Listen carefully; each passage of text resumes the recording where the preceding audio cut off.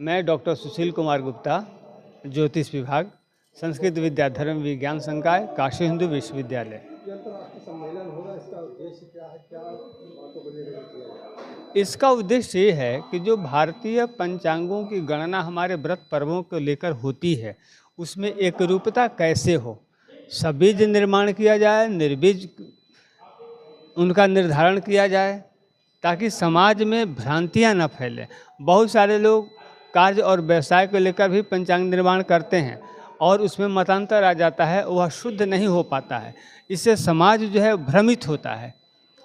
तो हमारा दायित्व बनता है कि हम भारत लेवल पर, विश्व स्तर पर बहुत सारे विद्वानों का आयोजन करके इसके निर्णय को लेकर यह आयोजन किया गया है, जो हमें और हमारे समाज को, सनातन परंपरा को एक नई दिशा देगा, जिससे हमारा समाज लाभान्वित होगा और किसी प्रकार की भ्रांति भी नहीं रहेगी। आने वाले समय में पंचांगों की एकरूपता इससे सुनिश्चित जी हाँ, मैं आशा करता हूँ कि निश्चित रूप से पंचांगों में जो मानक तय होंगे उसके द्वारा एकरूपता होगी और व्रत पर्व बड़े ही हर्षोल्लास के साथ मनाए जाएंगे।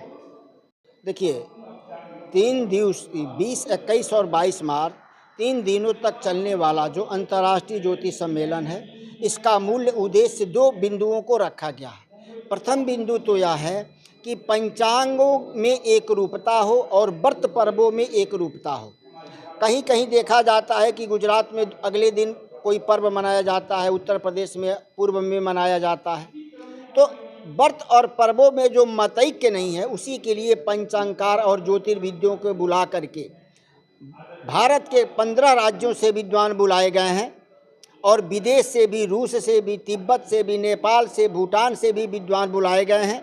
उन्हीं विद्वानों के साथ जहाँ सनातन धर्मावलंबी हैं, उन्हीं विद्वानों के साथ 3 दिन तक गहन चर्चा चलेगी। दूसरा जो बिंदु रखा गया है, मेलापक।